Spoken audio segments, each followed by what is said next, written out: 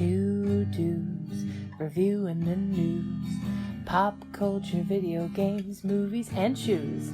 Quincy and Justin with a nerdy forecast. So stay a while and welcome to the Ugly Mugs Podcast.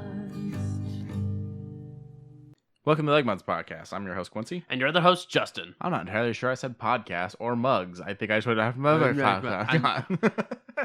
Take two. Welcome to the UglyMugsPodcast. I'm your host, Quincy. And your other host, Justin. Are we leaving take one in there? Yeah, fuck it. So today I've got a coffee that you bought me. Yes. You were so nice to go and get me coffee. Ooh. Cafe Bustelo? Bustelo. It's an espresso ground coffee. It says it can be done in a drip, so I did it in a drip. I have a full steaming pot here. Yeah. And my new carafe. Because... Carafe. Because I am addicted to buying shit for coffee. From IKEA? Yeah. Well, I've only bought 2 things from IKEA for coffee. Oh. Okay, yeah. Okay, I'll give you the 2. I mean, 3 if you count the fact that you bought one, it broke, I went and rebought it. Then it would be 3. Okay, so 3 things. 3 things. As for me, another Lipton thing. Well, it's an old Lipton thing. It's the cranberry pomegranate green tea. Cause getting them antioxidants. I need more antioxidants because this cough is starting to get really annoying. Like, it's down to, like, the bare minimums. It's only whenever I'm in, like, super cold do I get that, like, little tickle that makes me go, heh. But, you know. Cough. Cough. Achoo. But I like it. Added some sugar, and I'm right back on top. I love this one. This one is a good go-to for any time. You also cracked open a Kickstart over there. Wow, call me out, why don't you? Didn't say anything was wrong with it. I just said you cracked open a Kickstart. I did. Majority of the world fucking drinks energy drinks. You're right. Fuck off. It's the Midnight Grape. It's one of my favorites. The only downside with this one compared to the other ones that I prefer, this one does not have vitamin C in it. But it's grape drink. I mean, honestly, if we're going to talk about energy drinks and whatnot, I'm probably the weirdo because how often do I have one? Now? Very rarely. Very seldomly. I just don't do it. Yeah. You literally have coffee through 90% of your veins. True. Anyone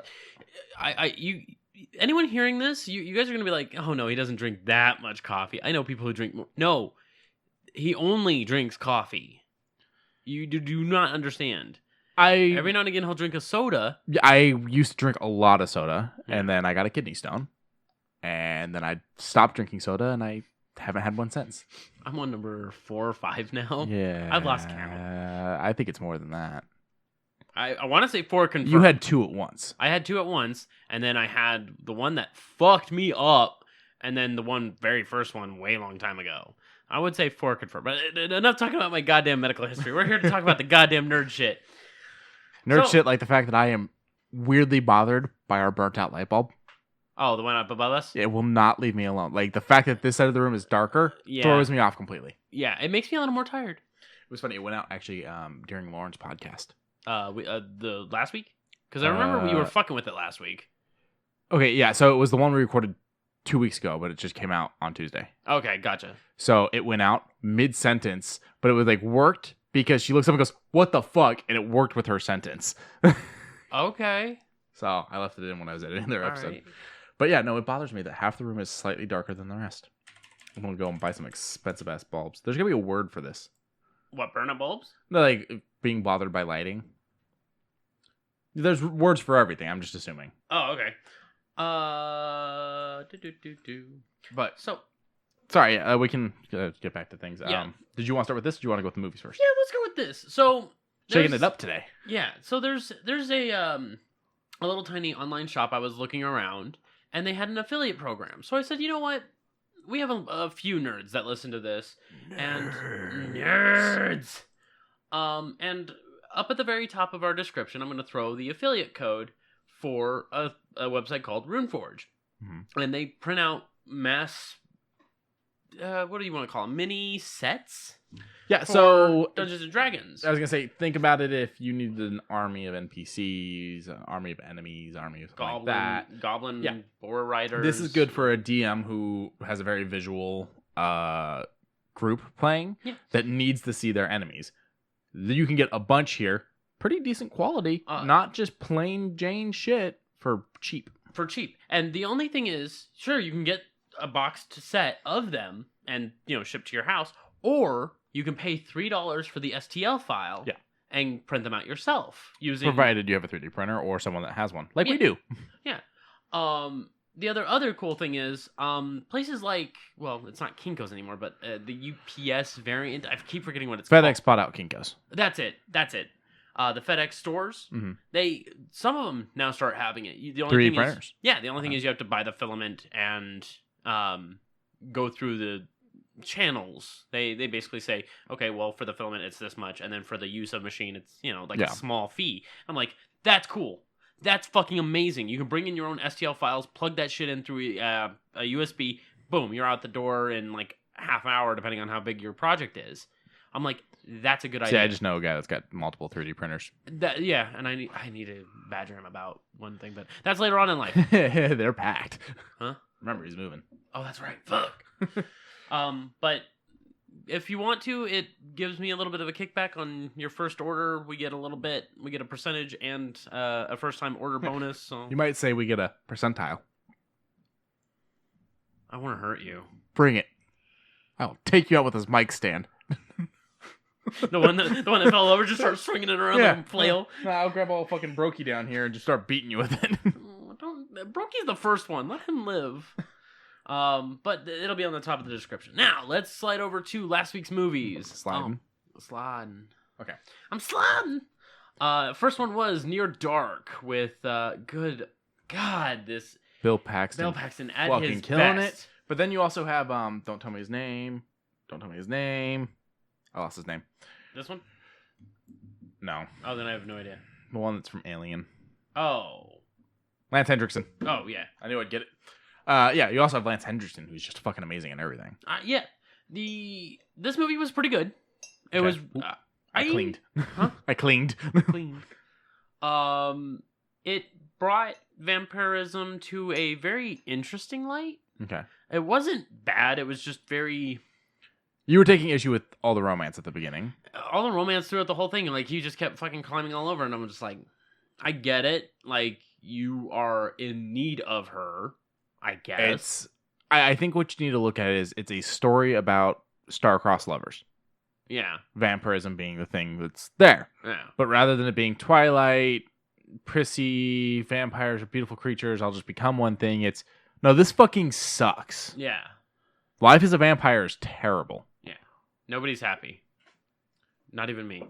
No. and I mean, it started off harmless enough, and then it started like escalating for him. When it's finally, I guess I'll say, revs up, you start getting a little bit more stuff with Bill Paxton doing shit. Oh, hell yeah, you did. You get the fucking scene at the bar. Oh, yeah. Or the really weird scene with the truck driver.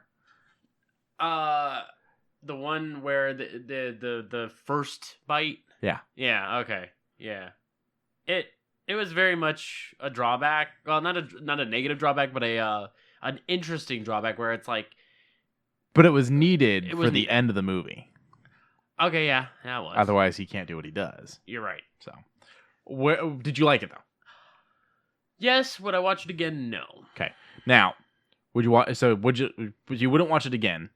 But if you came over and it was on, would I be mad? Yeah. No. It's just something you're not going to go and put this on. This isn't fuck around playing a game, got a movie going on in the background thing. Yeah. No. Would you show someone else this movie? If they were like, I want a vampire movie. If they have already seen all the ones that I've seen so far, as far as my take is concerned, this is one that I would show. So then what? Okay, I'm curious. Okay. What vampire movies have you seen? Lost Boys. Interview with the Vampire. Okay. Both Draculas. Well, there's a lot of Draculas. What do you mean both? The OG original Bela Lugosi. Okay. And the Redux. With Gary Oldman. Yes. Okay. With Keanu Reeves. Yes. Yeah. So that one's called Bram Stoker's Dracula. That's how Stoker's. You can do it. That's it. The difference for you. Okay. Have you seen Fright Night? Yes. Have you seen Fright Night 2? No. I like 2. We saw Fright Night for podcast. Okay. So there's Fright Night, There's Fright Night 2, and then there's the Fright Night remake. I think we did Fright Night, and then we did the Fright Night remake. I don't think we did Fright Night 2. Okay. We'll eventually do that. Okay. Fright Night remake has a sequel. I've never seen it. It was straight to DVD. From what I understand, it wasn't great. Okay. I mean, we're actually pretty good as far as planning for the next couple of weeks as far as movies. I also went through and picked the brain on a few people, and they came up with some really bad suggestions. But there was a couple golden nuggets in there. They kept suggesting shit where I'm like, have you not listened to what movies I told you we watched? We watched that. All your ideas are bad, and you should feel bad. Or it was like, they would bring up like the one fucking thing I know you've seen. Oh. Like Dags? You like Dags? Oh, dogs! Yeah, I like dogs. I fucking love Snatch. It's on my top 5. Guaranteed. I think you just like Guy Ritchie. There's a no, you're right. I do just like Guy Ritchie. Oh, yeah, I do like Guy Ritchie. I think you kind of like that whole kind of... British mobster? You like, not even just the British mobster. I think you like the British thing about all of it. Because you fucking love Shaun of the Dead. Yes. You love Guy Ritchie movies. I do. You love Sherlock. I do. I'm pretty sure you would get into Doctor Who if we were to sit down and actually try. Okay. And do it right way. Okay. And there's nothing wrong with that because I'm the same way. I'm picking your brain because you put Shaun of the Dead in your top 10. Guy Ritchie movies are in your top 10. So I think it's just kind of, it speaks to you. Okay, yeah. You didn't reject your colonists, brother. Then I probably I am Irish. You would not have thrown the tea into the water. Fuck no, I'd be too busy at home drinking. Okay, so you don't hate this. So let's go over the ratings. 7 out of 10 on IMDb. That's not bad. 88 on Rotten Tomatoes. That's better. 76 on Meta. A little low. 90 from Google users. Okay. I'll sit with Rotten Tomatoes at 88. 88 is pretty good, and it's a great speed to go at. Yeah. Miles an hour. Yeah. Yeah. I liked it. Just I don't know. It's a one-off for me. If you've already seen it once, I find that's good enough. Now, is this something where it's like that for you? You've seen it once, it's good enough, but you might go and just pull up the bar fight scene on YouTube. Yeah. Yeah? Okay. Yeah. I've definitely got movies like that too where I was like, I love that movie, but just I'm not going to sit down and watch it again. I just want to see this one scene again. Yeah, I'll give you that. Yeah, I'll give you that. And sometimes it's because the movie's too long. Like Kingsman 2 is way too fucking long. So I'll just watch the fight scenes on YouTube. The one in the church? Holy shit. Well, that's Kingsman 1. I know. But with 2, well, yeah, I mean, I definitely watched the fight scene in the church too. But with 2, I'll watch like the car chase scene at the beginning. But I really like I never saw that one, so... Oh, you didn't see that one? Okay. Well, I really like the second to final and the final fight scene in Kingsman 2. Those are actually really good. Okay. Move on to our next movie, From Dusk Till Dawn. Holy shit, what a mindfuck this one was. Because you don't get that this is one of those kinds of movies until maybe halfway. Well, I think a lot of that comes from how many hands were in this. So I'm spacing on the name of the guy that came up with the story, but he was the special effects guy. Yeah, it doesn't give it to us here. Yeah, okay. And he went to Tarantino, who then wrote it, but then it was directed by Robert Rodriguez, from Spy Kids. So I think it's just kind of, you've got these 3 minds that work well together because they've all worked on projects together, just kind of collabed into this amazing thing. And why this is kind of why the sequels were never what this was, and why the show is not at all what this is. I think the way you're painting this kind of makes it look native. No, this is a fucking great movie. Yeah. This is even though it's a little bit of a clusterfuck toward the middle-ish, and it's a bit strange, I fucking love this movie. Do I want to throw it on my top 10? Oh, you bet your ass I do. For some odd reason, I do. I love this movie. I've seen this movie so many fucking times. It's got some quotable lines. It's got great flow. Tarantino he's not bad as an actor. He's a pretty good actor. Yeah. And he plays crazy well. He does do crazy well, and if given the right light, he could actually be George Clooney's brother. Which is funny because I think, especially in this movie, you and him look alike. Me and Tarantino? Yeah. That's what I keep fucking hearing it. Look at this photo. This photo right here. Shut the fuck up. It's not a bad thing. It's not a bad thing, but it's like whenever I shave, I look like Tarantino. So I'm giving you guys what I look like right there in case you haven't followed me on others. Just go look at his absolutely terrible video on our Patreon. I'm probably gonna redo that. That was terrible. I'm probably gonna keep it, but I'm gonna CGI myself coming in, just shooting you halfway through, and then sitting down and taking over. We're not Tarantino. We can't do that. But no, this movie got a 7.2 out of 10 on IMDb, 63 on Rotten Tomatoes, 3 out of 4 from Roger and Ebert back in the day, and 87% on Google users. I'm with the 87% and higher. Yeah, this movie is in the 90s too. I don't want to give it 100. And I feel like the reason I don't give it 100 is how fucking long I have to wait for a vampire. Fair enough, but then again, the build-up isn't bad. The build-up is amazing. And so there's a fun story behind this. Oh, yeah. So, have you seen Red State? Kevin Smith's, kind of horror series. This is the fourth time you told me. No, I've not seen it. Well, I haven't told you on the podcast, have I? Oh. Yeah, there you go. Shut up. He was thinking about the movie. He comes up with this character, and he tells his wife, there's a certain actor I want for it, and he says her name. She's like, I don't know who that is. So he brings up the beginning scene with the Gecko brothers at the fucking little gas station liquor store thing. And he's the Texas Ranger, or whatever he is, the sheriff or whatnot. And shows her the whole scene. But he does it on their big TV with their big speakers with the fucking doors and windows open. And they live in LA with a fucking running trail behind their house. And people on the trail hear it and think the Gecko brothers are real and holding some people hostage. And they fucking call the cops. Wow. But it's funny because he sees this actor here in this role. And he goes, I love him. I want him for this specific character. He talks to him. He's like, yeah. And this... I don't know how they get to this point, but him, Tarantino, and this guy end up at Tarantino's house one night, and they're kind of having drinks, they're hanging out, and Tarantino's like, do you know where I first saw him? Because Tarantino is the one that was casting this guy in his other movies. And he's like, no. And Tarantino's got this wall of like VHS tapes, and they're all labeled random shit. And so he pulls one out, and it's got the guy's name on it, and it's a few other little scribbles, and he pops it in, and he literally recorded just a scene from a movie where he's like a soccer coach or something like that. And it's like, it was this scene is what made me go, I want him in a fucking movie. And apparently that's something Tarantino does. He pulls these clips from these movies, like these moments where these actors blow him away and which inspires him to put them in his shit. And he's a big cinephile. So he's got just fucking tape after tape after tape. And it's just how he fucking discovers actors is seeing them in certain projects. And just going, I want that. Yeah. Just that. Mm-hmm. Pretty much how he found Christoph Waltz was he saw Christoph Waltz do something, because Christoph Waltz had a huge career in like Germany before the whole Tarantino and Glorious Bastards and all that shit. Oh yeah. Oh well, I'm fucking God. If he wasn't chosen for half of the things that he did in Tarantino, I'd be shocked if someone else played it. Yeah. And so it became this whole thing. So yeah, it's kind of funny. Kevin Smith sees him in a Tarantino movie and goes, "Oh yeah, because of how he is in this, I want him for this." Mm. And Tarantino did that with someone else's work for the same guy. Oh yeah. And it's just an interesting thing. But from Dusk Till Dawn, you know what? I'm gonna call it right here, right now. It's nudging up the fifth place spot in my top 5. Like right. It is very good. It is very fun. It's a little all over the place, but in a good way. Yeah. And it's a fun movie. What'd you think of Sex Machine? Yeah, yeah. The crotch gun. Yeah. Oh my God. I wondered about the plausibility of it, and I began to think about it, and I said, "How do you shoot it?" I literally asked that. I literally asked that during. I'm glad all you ignored me.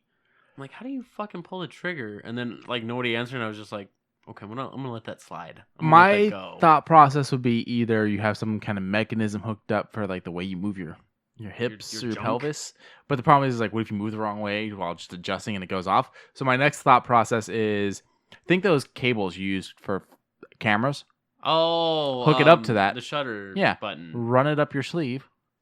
Okay. We never see him do it. No. But it would make sense. You gotta figure he probably just fucking hip thrusts it. Or controls in the shoes or something. Ooh. You know. Wiggle your big toe. Yeah, there you go.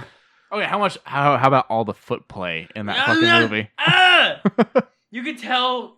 Okay, even though Rodriguez worked on this, you can tell that it's Tarantino. You had Tarantino having a little bit of like, hey, that's a foot. Yeah. You got him checking out the bank teller. You got him checking out what's her name? The girl, I can't remember her name right now. Juliet. You've got him checking out and sucking on and drinking liquid off of Sama? Yeah. Sama's Which, fun fact, she was afraid of snakes and had a fear of dancing naked in front of people and still did this. So, props to her. Props to her. But, yeah, so Tarantino really got to play with his foot fetish in this one. Big time. Big time. And, once again, not bad.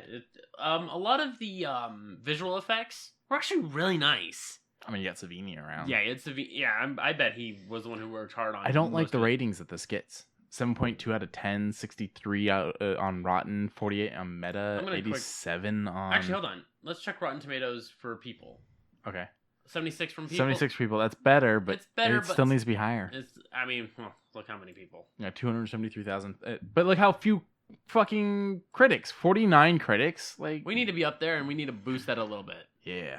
Because I would give it a full 100 out of 100, just so that way it can boost up the numbers a little bit. Imagine two movies plucked from the opposite sides of the video store. That's actually the best way to put it. That is actually the best way to really put it, because then you have the intrigue and the drug running at the very beginning, or not? Well, bank robbing at the beginning, and then you get the fucking horror flick that's on the literal other side of the fucking movie. Wow. And it's just like, huh? I said, yeah, that's great. That's good. This guy knows what he's talking about. Okay. On a mindless exploitation level, this is pretty good, but on other levels, it seems to make promises that it fails to deliver. What promise did it fail to deliver on? I don't know. Like, it's Robert Rodriguez film. What are you expecting? Yeah. This one's a -1. From Dusk Till Dawn answers a question about George Clooney, but raises a couple about Quentin Tarantino. Okay, hold on. Hold on. You obviously haven't watched enough Tarantino films if it took you this long to have questions raised. Okay, this was what, 96? Mm-hmm. When was Pulp? Like, earlier. Yeah, it was earlier than this. And you're asking that question? And Reservoir Dogs is before Pulp. I'm fucking wheezing over here. I'm done. I'm done with it. But it's a good movie. It's a very good movie. If you haven't seen it, it's good. It considers itself vampire, even though is it vampire? They're vampires. They're bats. They're definitely like some kind of vampire baddie thing in this. Now, they remade it as a TV show a couple years ago, and the show is not good. Oh. And the show more makes them snake monsters than they are vampires. So you know how, like, spoiler, when Selma turns and she gets kind of like the cobra-y thing because she was the lady with the snake, they basically went, oh, so they're snakes, and made all of them that in the show. Oh, well, I mean, yeah. And it's just, the story is different. The brothers, it's not all going down in one place. From what I understand, I haven't watched all of it, but from what I understand, Tarantino's character kind of has a bigger role. Oh. So, I don't know. And it's not, I mean, pull up the actors from Dusk Till Dawn TV show. Just look at, it looks like they're stunt doubles, is what it feels like. Just type in TV show. No, I was going to go to the IMDb. Oh, there you go. Like, it looks like you're looking at their stunt doubles trying to play them, because they still try to make them look the same. I see this. And I'm like, why are you doing this? Zane Holtz and DJ Kotorana? Kotorana? Wilma Valderrama's in it, but... Oh. Could he have saved this? I don't think so. You don't think Fez Jake Busey plays Sex Machine.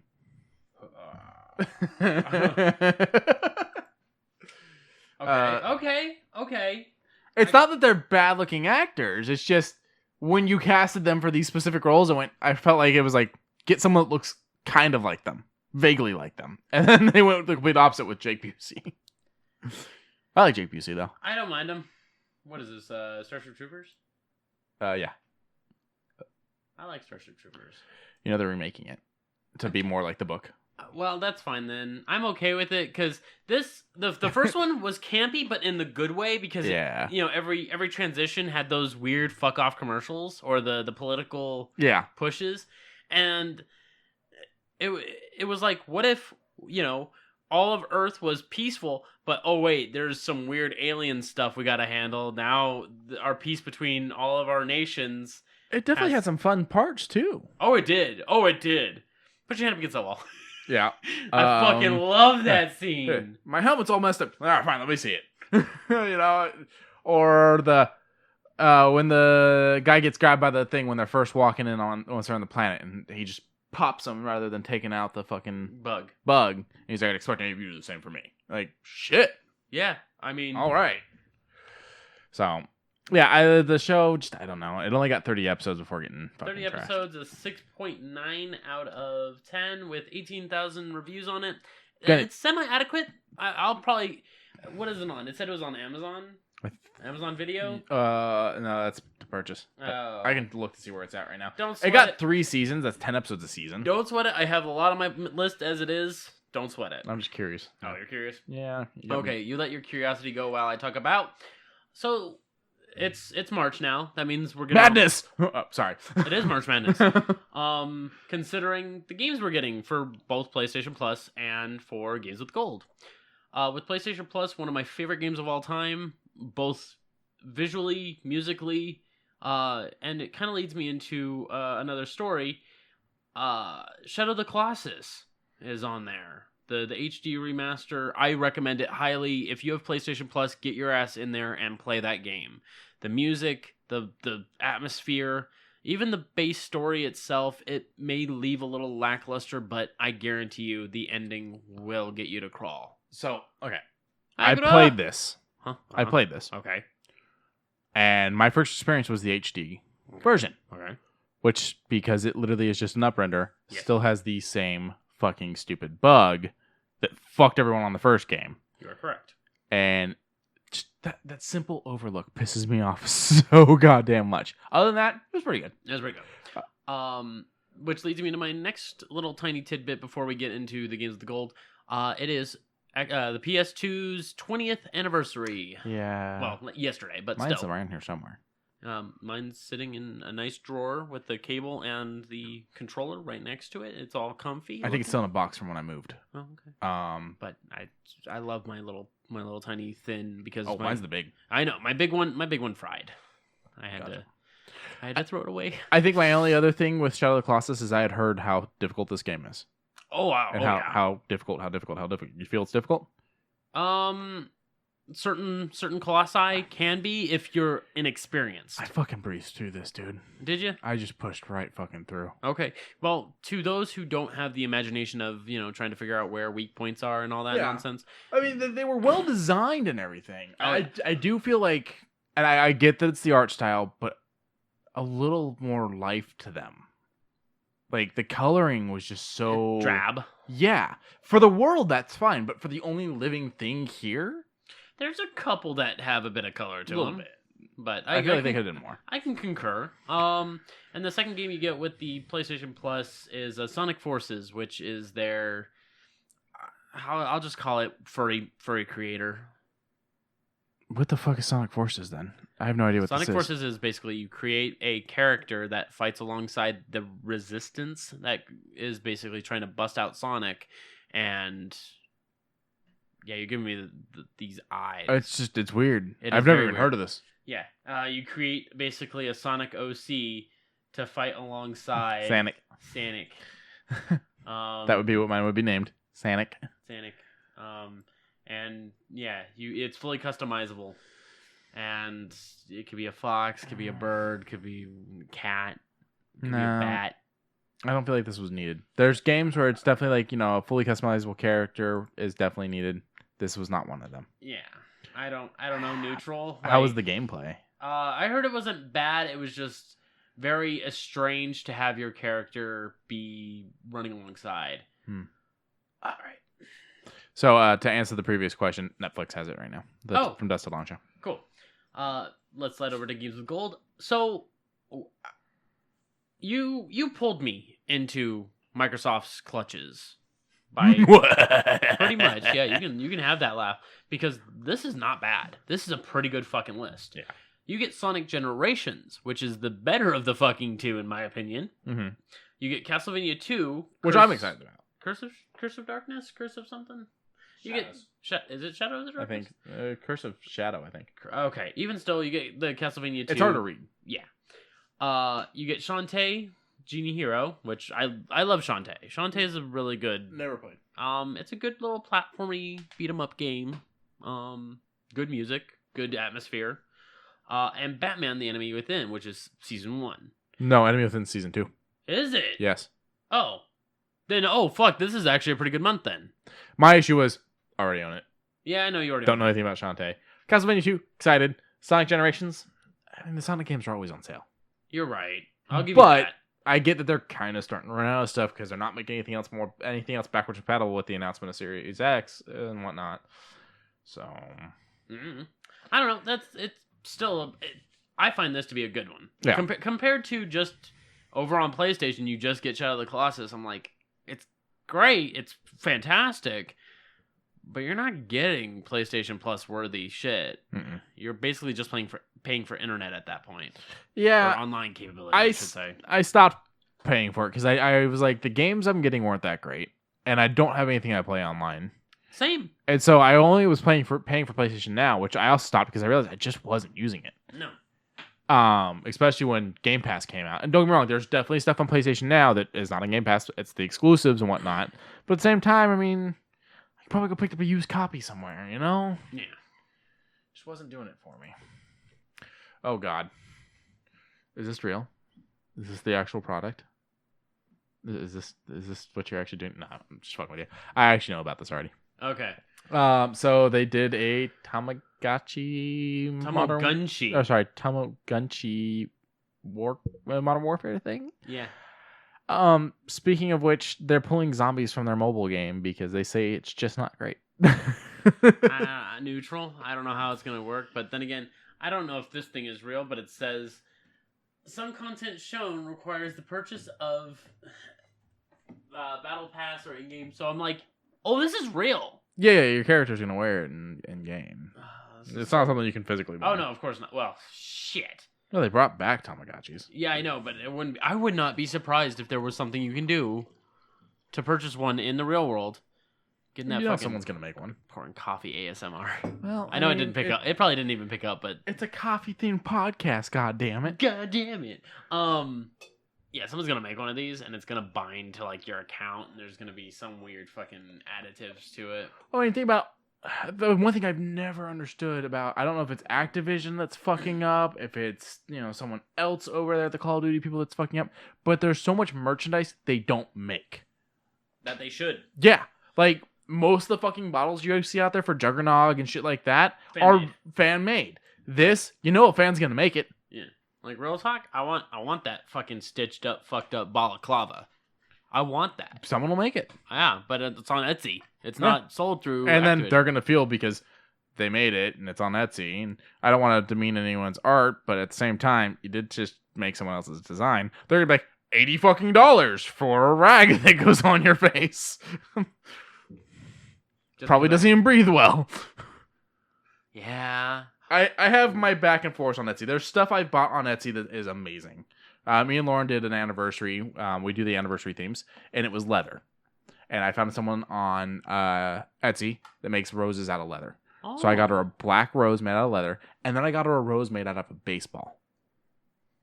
She fucking loved them. They lasted for years, and just recently, like a couple months ago, the baseball one fell apart.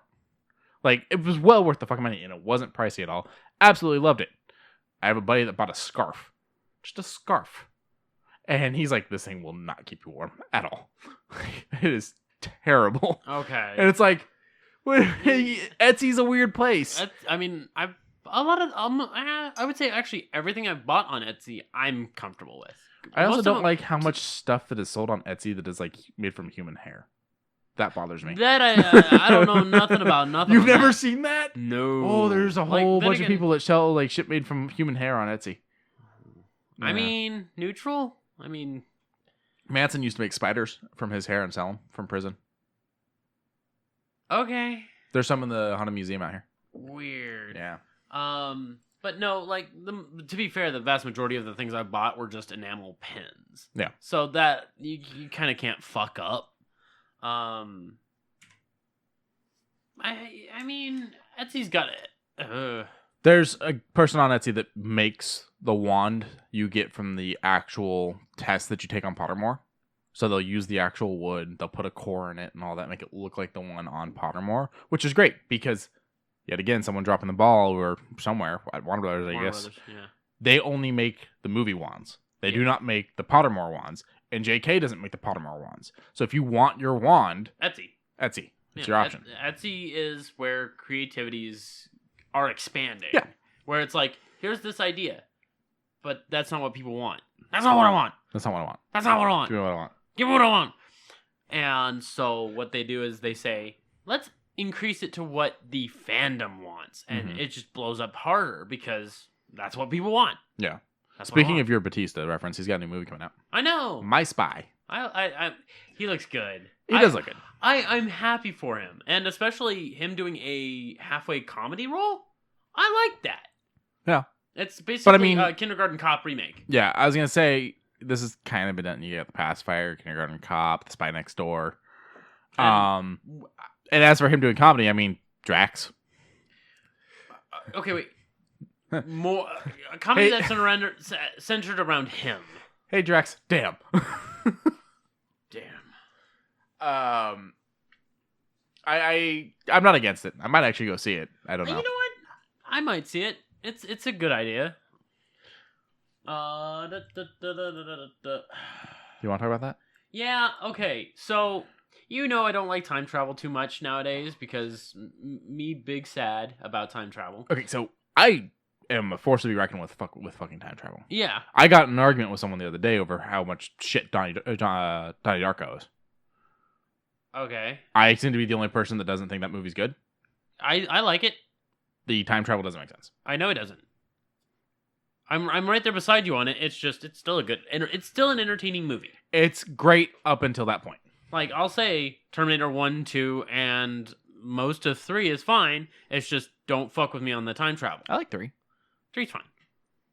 I liked... If we start going into the weird subtext ones, such as Genesis, Salvation... Okay, so we started talking about this a little bit. Salvation is a thing. The guy that did the Sarah Connor Chronicles show was like, Salvation's not a thing, and then went and made his show that didn't really work.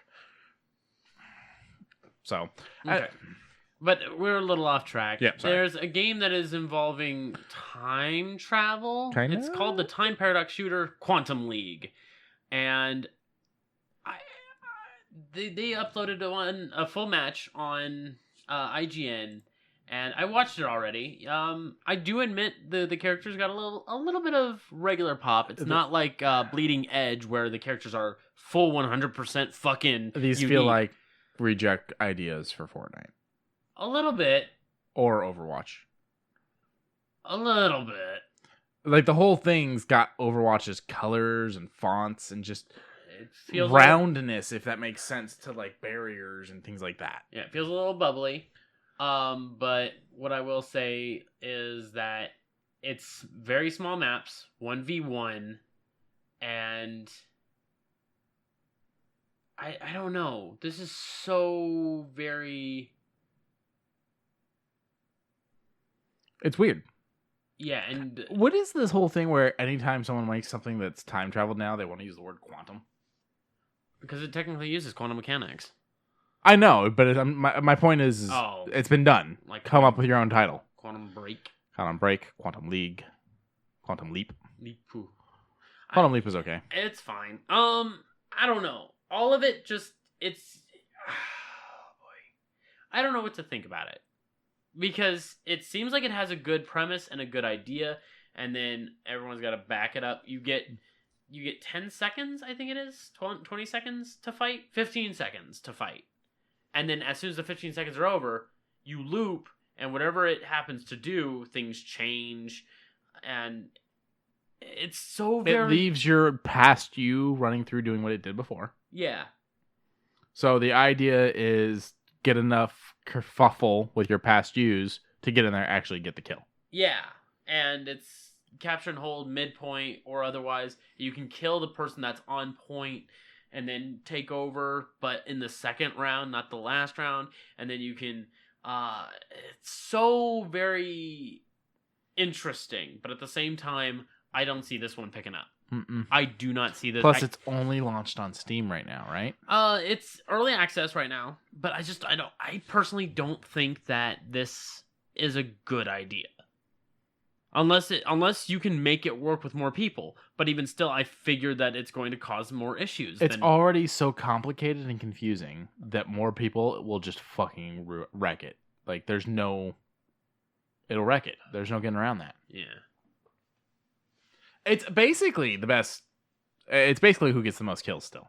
And to get on point, you have to kill that one person in the first loop. No. He spelled lipstick in my Valentino. Yeah, I don't know. I don't either. It's like I feel like this person's already kind of fucked up because they forgot that they killed that guy already once, so they go after the wrong body. It very quickly gets confusing. So I'll move on from this. I'm done with this. So Quincy liked the Spoderman still. So Netmarble and Marvel are doing another game together, and it's a open world RPG. Is that one? I think that's what I gathered, which is cool because their other one isn't open world, but it's got like a streamlined story. And with them, they recently closed a different Marvel game, so it's kind of interesting that they've come up with something new. The cinematics are great, but they're always great for these things. Their other one, Future Fight, is pretty good. I've played it. It's just after a while I get bored with it and I don't play it for a couple months. Yeah. So I'm hoping this has more of a pull. It's a mobile game, and this is Future Revolution, by the way. And we didn't say anything. Okay. They dropped a bunch of trailers: the regular trailer, the hero trailer, the villain trailer. So go check them out. I would like to make a quick note for the villain trailer. They got Red Skull. They have fucking Baron Mordo, MODOK, and both goblins, green and red. And I was like, they're going hard on getting a lot of characters out and about. Yeah, well, and if you watch the regular trailer, you'll notice you get multiple versions of some of the heroes just in the regular trailer. Yeah. You get more than one Doctor Strange that comes out, more than one Captain Marvel that comes out. They're definitely playing with the whole multi-universe thing. More than one Spidey. In fact, it's the punk Spidey from the new game, which I liked. The new PlayStation game. Because he's technically canon now, because there's a tie-in comic for the PlayStation game that ties into the regular comic line. So, that looked almost like it was in engine for a second there, and I'm curious if it actually was when you were behind her while she was flying. Oh, yeah. I'm curious how it's going to run on phones. The following trailer was created from in-engine footage. Well, I just thought I'd make mention of that. I hope it runs like that on phone. Let's be honest, how often do games run like shit on phones? What's a phone? Good point. But I'm excited for it. Yeah, I'm not against it. Yeah, I just hope that it does well. Yeah, I mean, Netmarble's other one's doing well with them, so. Yeah. Sticking around the comic book ideas, we're gonna slide over to DC. You like Justice League Dark? Yeah, I have it. I got the special box set with the Constantine figure. They released a trailer for the Apocalypse War. So they're doing this whole thing where like all the animated movies are a connected universe for the most part. Some of them you don't realize how they're connected.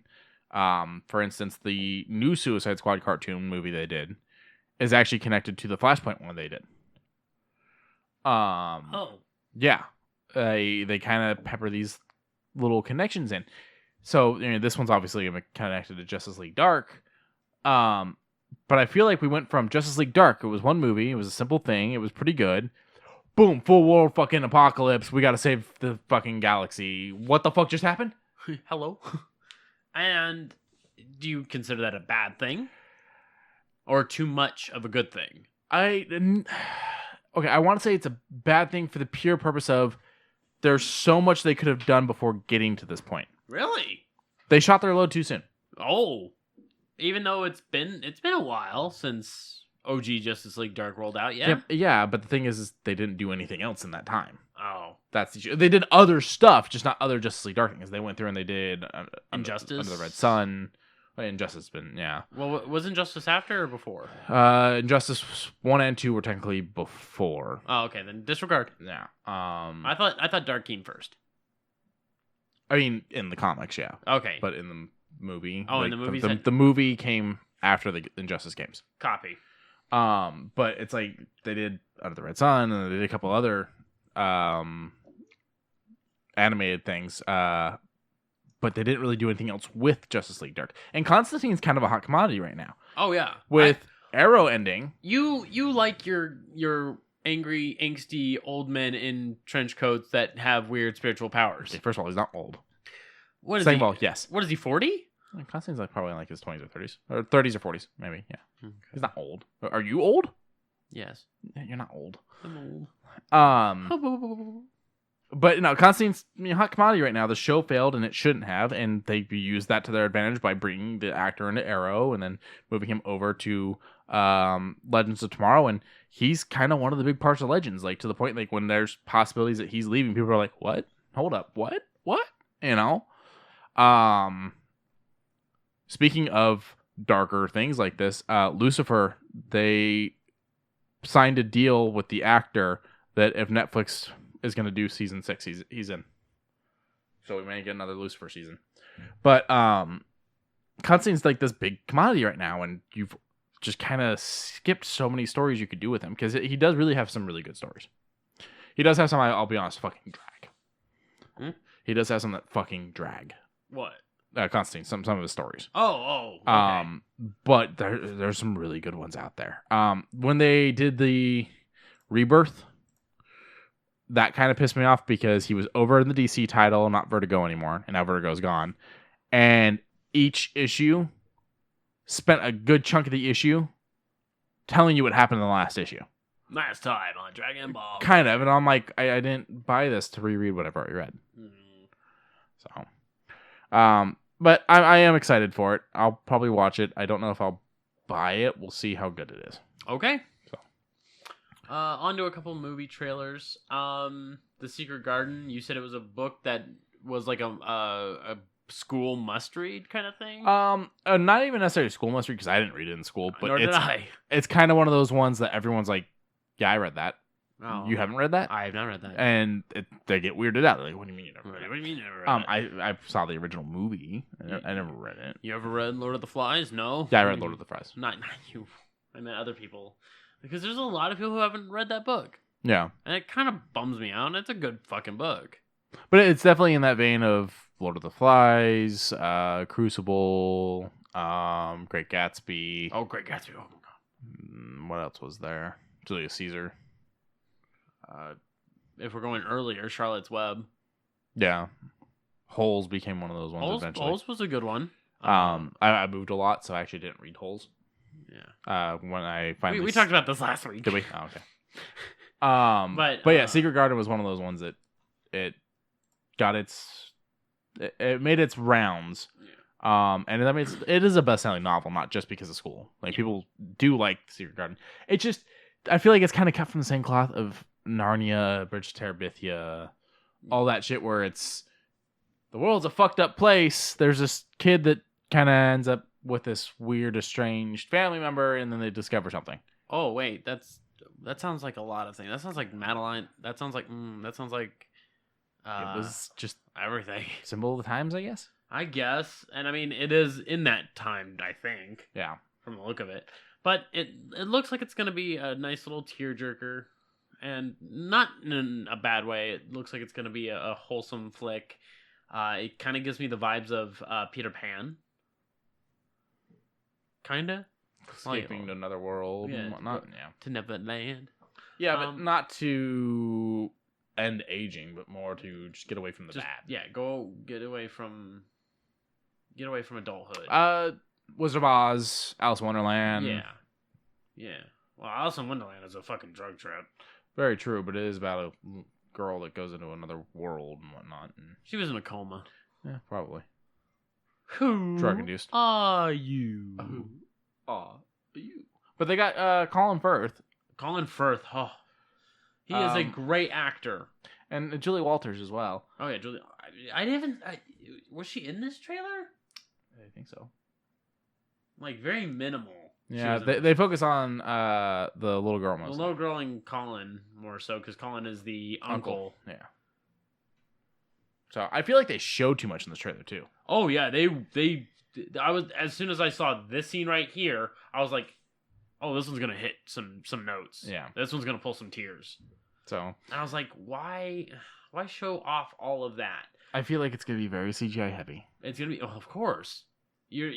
But then again, we've got some top tier CG at this point in time. I'm not mad. Yeah. But on trailers, we got a very good one from Tom Hanks. Yes. Called Greyhound, and it is a World War II Navy. It is making what I'm assuming to be a campaign that goes around, I want to say the Pacific. Unsure, don't hold me on this. I'm going to pull it up right now to double check, but keep talking. But what it is, from the look of it, it is their search for Russian and or German subs. No, it's actually okay. Here we go. During World War II, a U.S. Navy skipper must lead an Allied convoy being stalked by Nazi U-boats. Wolfpack. So it's the Germans. It's less searching for them and more trying to get them where they need to be, and there just happens to be a wolf pack of U-boats in between them and there. Gotcha. But Aaron Schneider is the director. Like, it looks good. It looks super nice. And so it's the Atlantic then, is what we're saying. Okay. Yeah. He hasn't done anything else. He's only done 3 things as a director, so. All right. I mean, this looks interesting. This is the second thing where Tom Hanks is the captain now. Yeah. And you've got Elizabeth Shue in this, and she's amazing. I didn't see her in that. Holy shit. Yeah. Stephen Graham. Yeah. We saw. I think I was wrong about that, right? Actually, I thought I saw one of the Wahlbergs, and I think it was. I think it was just Stephen Graham in weird lighting, honestly, because I'm not seeing him in this list. Oh, okay. Yeah, so I think it was just Stephen Graham in weird lighting. Looked kind of like Donnie Wahlberg. I mean, tell me he doesn't. it does. It dags. Dags. But this. If you haven't seen the trailer, go watch that trailer. The very end scene made me go, "Holy shit!" Yeah, there's a pretty hair-raising scene. There's definitely some action. There's definitely some sad emotion. Moments. Yeah, and you have Tom Hanks doing a lot of really good monologuing with his very, very crisp Tom Hanks voice. Mm-hmm. I don't think Tom Hanks would have been the best choice, but I'm glad they chose him. That's what I'm foreseeing in this. I feel like a lot of these World War II projects don't happen unless Tom Hanks is behind it, though. Like, I feel like studios are like, yeah, World War II, it's been done. And then they find out Tom Hanks is interested, whether it's as a producer or starring, and they're like, oh yeah, let's fucking do it. Because very few World War II things happen that him or Spielberg aren't connected to. Because let's see, what do we have? We have Saving Private Ryan, we have this, we have... Band of Brothers. The Pacific. Really? Yeah, he was a producer on it with Spielberg. So yeah, he enjoys that time. Mm-hmm. As depressing as it was, he enjoys that time. It's a hell of a time in history. It's one of my favorite times in history to like learn about and whatnot. I'm not saying it's good. No, of course not. It's terrible. But is it interesting? Yeah, it's what made us do. It's what forced us into a production of big booming things. Yeah, like sliced fucking bread. This is the greatest thing since sliced bread. MREs started becoming a thing. Yep. Dropping spam on islands. Yeah, like it pushed us to invent things. It pushed us to push technology to what we already had. We had 5 rounds to a mag, and then they were like, no. Let's see if we can, put a small box with a spring that was investing it. Bam! Immediately, 20 rounds into a mag. Throw it in there. That means more enemies dead, right? I mean, we can try that. Oh, wait a minute. Guess what? We have a smaller round with a 50 mag. The only downside is they're heavy as fuck. Yeah. Trench warfare. Yeah. Fucking insane. Trench shotgun was invented about that time. So I definitely see why it's such a focused on thing. And then fucking canned bread was invented about that time, where it had lesser shorteners and egg whites, just so that way they wouldn't go bad. Like, there are some that are being opened today that have no molding. Would you eat it? Yes. There's actually a YouTube channel that does old MREs. They used to eat old shit. Like, he teaches Japanese students English. And all he does for, like, his off time is do MREs. That's ballsy. Yeah. And like he'll do like the newer age ones that have the flameless heaters where you just add the water and it fucking heats up. Yeah. Oh, I want to try one of those. But I got a website to tell you about when we're done with this then. Okay. No, I will definitely see this one. Okay. Now you talked a little bit about this. I don't know enough about this. All I know is it's on Game Pass and that there's a rewards thing. So I'm just gonna let you take away with this one. Okay. Well, it's an MMO, so I also don't know too much because MMOs and me have not been on speaking terms for a long time. But Black Desert Online now is cross-platform.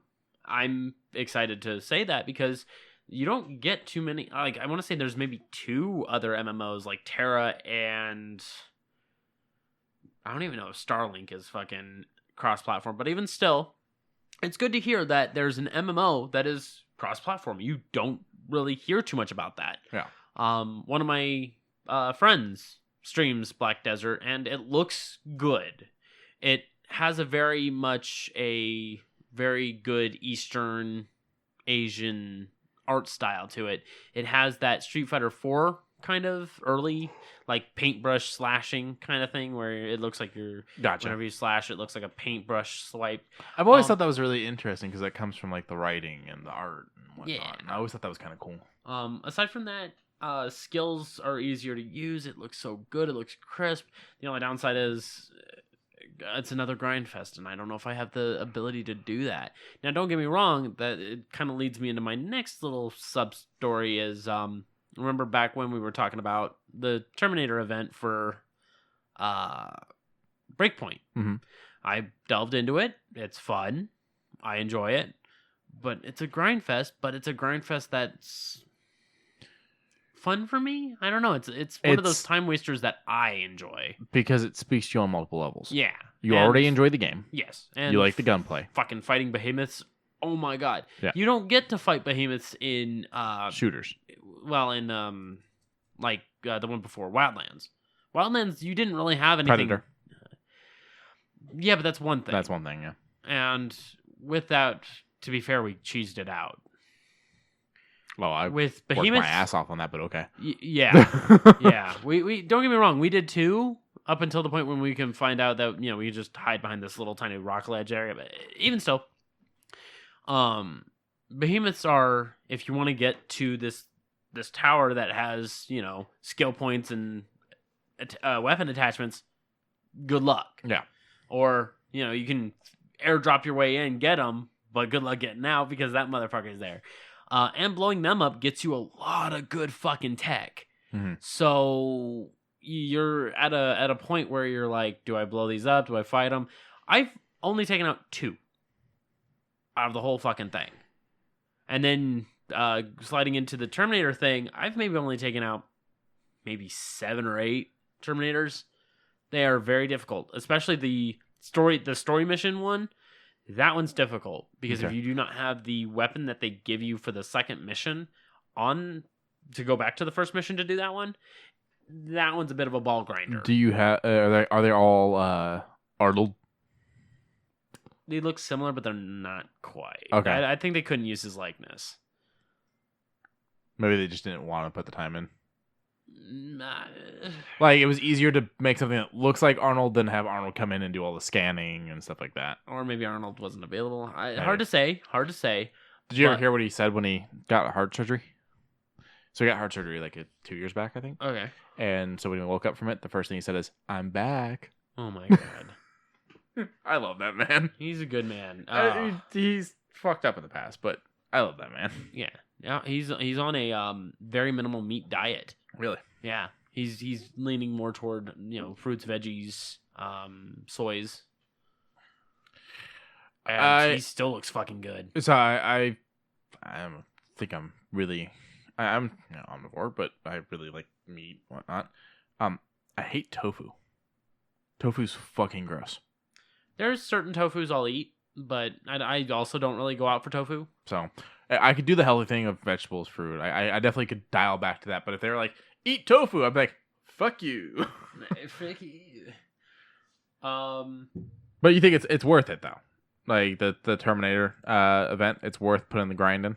Yes, and it's a timed event, so if you're hearing me and you haven't put any time in it, you got 20 days from probably the time I'm speaking. March 5th, 2020.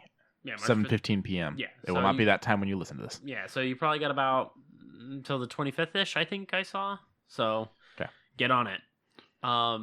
The rewards that you get for finishing the missions, pretty nice. You get the skin itself for the T-800 with the scaled face and all that. And I'm like, that's a good one. You get the rifle variant, so you can do more damage to drones and stuff. And I'm like, you know how I was telling you I wanted to be the field medic? Fuck that shit. I'm destroying drones. Those things are fucking hard to take out, and with that gun, it makes it so much easier. So I haven't played much Breakpoint. Yeah. But we play things very differently, me and you. Yeah. How is the headshot, being a sniper, all that shit? Oh, it's still good. It's just up against Terminators. Don't aim for the head. Don't aim for the head. Okay. It's not even worth it to hit the head. You gotta get the chip in the back. No. You gotta come around behind. Is it? In the movies. I was joking. I don't know about in the game. Oh, I don't know either. That's where the chip goes. I've always been having to fight them head on because they've always been walking toward me. Yeah. They have fucking got. Okay. I have the perk that gives me 20% better evasion from drones. Mm-hmm. They don't count as drones. And so I'm like, this isn't working at all. Yeah. I thought they would count as drones considering they're robots. Also, you throw an EMP at them, they just walk that shit off because they're bioorganic. Gotcha. No, the reason I ask is... It makes me shit my whole ass. The reason I ask is like the Division 2, the Division 1, Wildlands. Even a couple other things. I was playing something else the other day and I realized like that's just how I play. I'm very much the sniper headshot guy. Yeah, you can be the sniper headshot guy. I'm always the, hi, I'm here. Honey, I'm home. There was a point when James was making a new character on the Division 2 and he's like, just babysit me a little bit on your character to get me through a couple of these levels. I was like, sure, okay. And it got to a point where he's like, dude, can I fucking kill something? I'm like, sorry. I mean, he still gets the experience points, but it's like, it's not fun to just walk around and watch everything die around you type of thing. Because I am just in the back of the group, just... Pop, pop, pop. Yeah, I remember when all four of us were playing, and as soon as you and I were sitting in the same area, and we were just... Yeah. And... God, that was great. It was actually a really fun time. It's kind of bugging me. There was something I played recently by myself, and I was still just... It's just such habit to just go for those fucking headshots that I'm doing that. And I stopped and I went, I have one play style.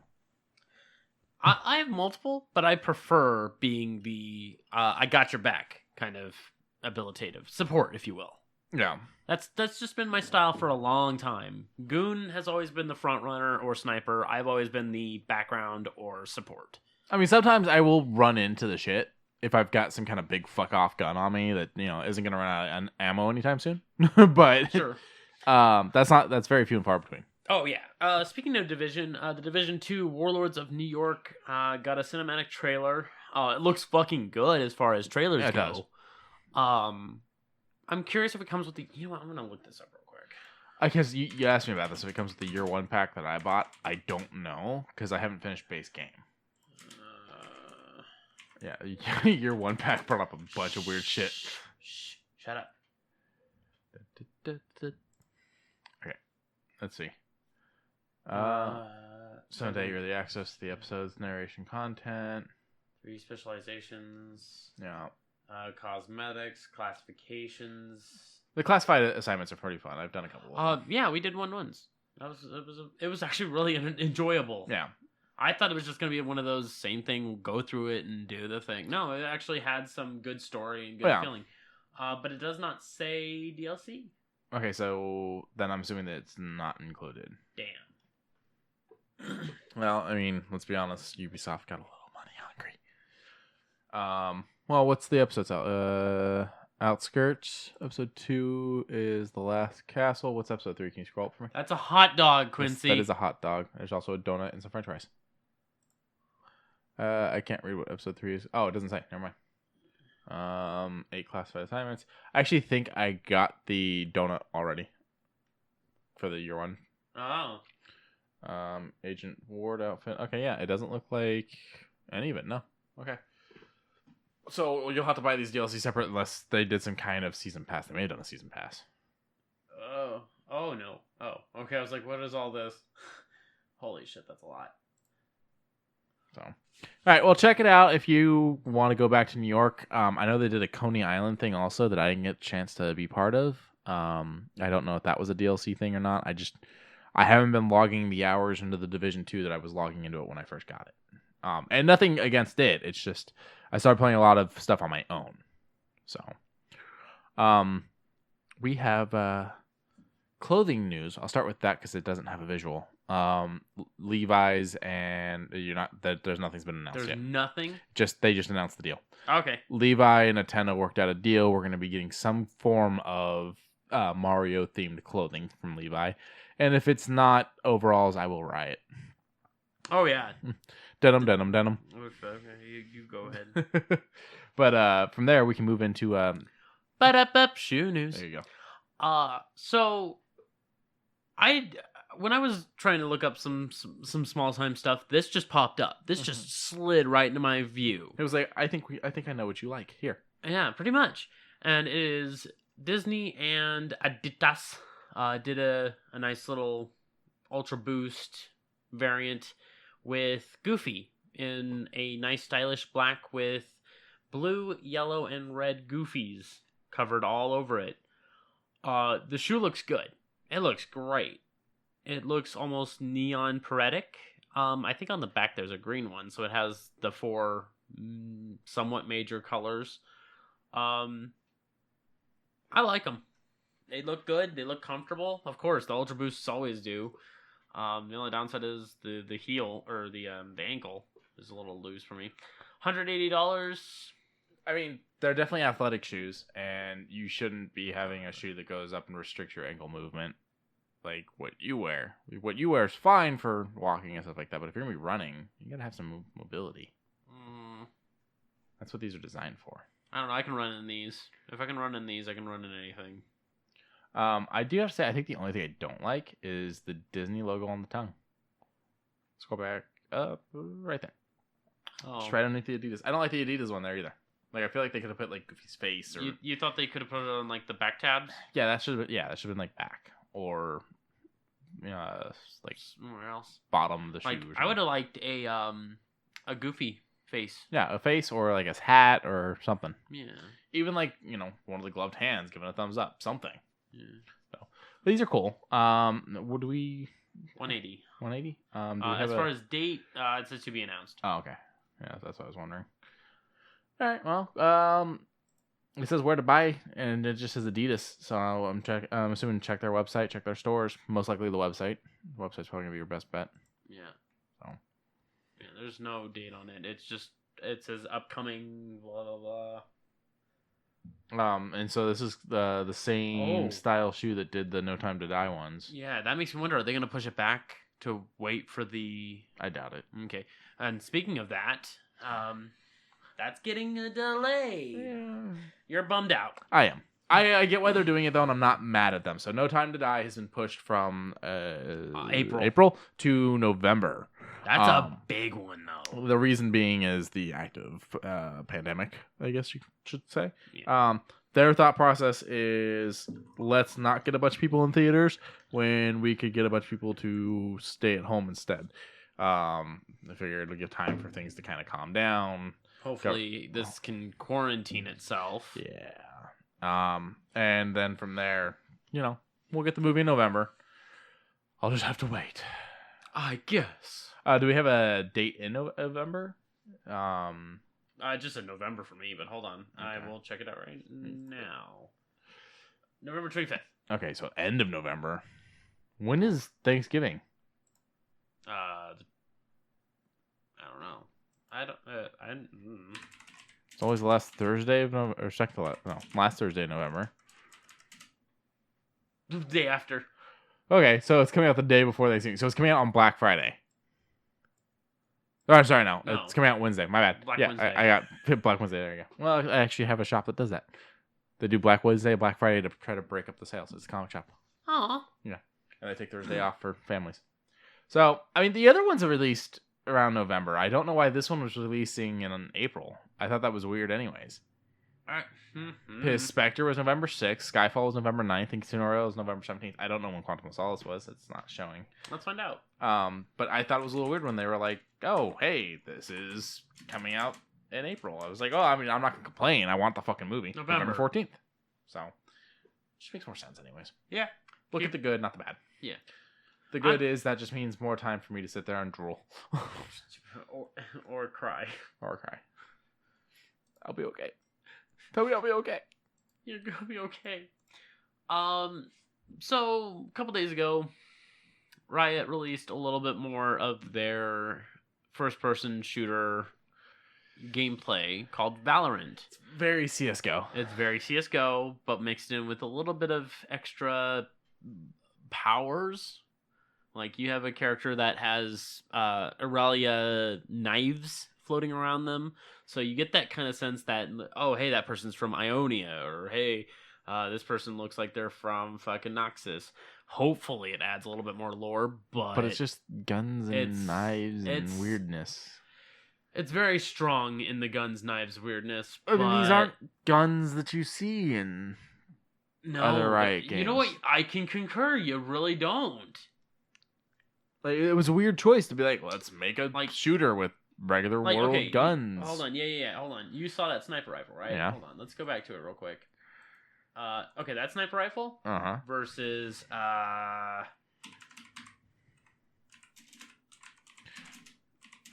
Caitlin's. Please tell me. Okay, cool. I'm gonna see. Oh, okay. Nope.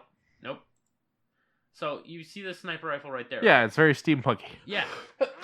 Bless you. Thank you. That's the only sniper rifle you technically have seen in League. It's weird. I don't like it. I don't even play League. Like, even Jin's, when he puts it all together, like, he puts his regular gun inside of this, like, barrel extender, but look at how weird that shit is. Yeah. Like, it looks very interesting, and then it mounts onto your fucking shoulder. It doesn't just fucking, you hold it. No, it clings onto his fucking shoulder with these 4 weird fucking barrels that he goes, 1, 2, 3, 4. And, like, it's so weird to see realism in a surreal world. Yeah. I don't get the decision to do it this way. I don't even fully understand the decision behind this game. They want to run the competition scene, and I get that, but they could have done a fucking competition shooter like this with a little bit more bubble. More thought process into what you're building it within, building it with. I don't know. I'll give it a shot because open beta is going to be soon. Right now, the alpha gameplay is what's on the around the YouTubes. Hopefully, open beta showcases a little bit more for us. But it also makes me wonder: are they going to charge for this game? They have not charged for any of their other games. So, are they going to have cosmetics like they've been? Because that's the one major thing that they've made their money off of is they're really good with cosmetics. Like, I showed you, this is regular Jin, this is high noon Jin, and he looks much better, much clean. Like, you know, you can see that he is the Wild West styled, but he still has his face masqueraded, and he's still got everything original about him. Yeah. But it's... time will tell. Time will tell. It's just, I don't want them fucking things up. Like, they've done so well with their current projects. With TFT finally making it onto phone not too long ago. You can download it right now. Grab Teamfight Tactics. And soon, their mobile variant of League itself, Wild Rift, will be available. So, you'll be able to play League on the go. It's a fucking... Like, it's a card game, a shooter, a top-down RPG. They're working on so much that now I feel overwhelmed. Now I'm starting to feel it. Mr. Krabs. Are you feeling it now, Mr. Krabs? Art thou feeling now, Mr. Krabs? Time will tell. You'll have to see what they do, but it's definitely a weird choice at this point, and I don't know how I feel about it. Well, do you want another thing I don't know how to feel about? I don't get the obsession with this. I don't. So The Last of Us is reportedly has a series in the works for HBO from Chernobyl creator Craig Mazin and Neil Druckmann. Now my whole thing is first of all, Sony also has a movie company and production company, and their thought process is let's make a TV show but not do it ourselves, which I think is weird. While they have a section at Sony meant for doing these kinds of things, I do believe that's where the most likely shitty Uncharted movie is going to be coming from. The other thing I don't understand is I don't understand the obsession with Last of Us. I tried playing it, I got bored. Okay. I wasn't getting it. I it's this emotional story. I get that. I watched a Let's Play. I understand the whole concept and the story and all that. But at the end of the day, it was a zombie game that was okay.